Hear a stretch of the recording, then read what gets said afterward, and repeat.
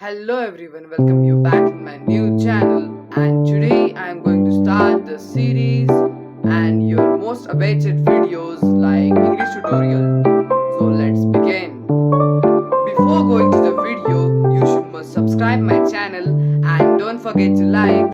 In this video, I am going to share you some amazing tips and tricks for speaking the English fluently.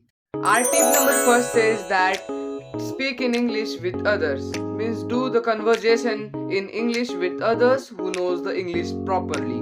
Means it's not that you means others should know the English, but you should be trying to speak in English with others so that your English get perfectly fluent.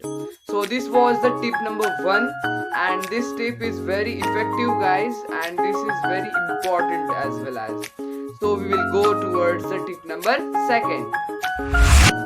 So our tip number 2 is that don't get demotivated by others. If you speak with English with others, that they will do some jokes. Is it right or not? They will do the jokes that how is your English and why are you trying to speak in English. So don't get demotivated by others.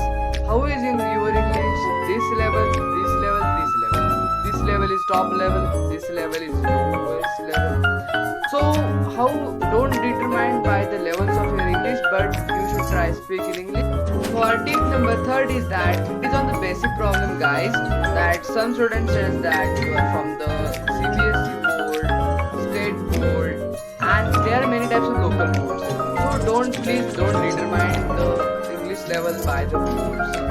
So it's not good that means don't get as well as don't get demotivated by the level of boards that you are in the CBSE board. So you should learn only that you are a state board, so you should not learn. It's not there or any local boards. So don't get demotivated by your boards.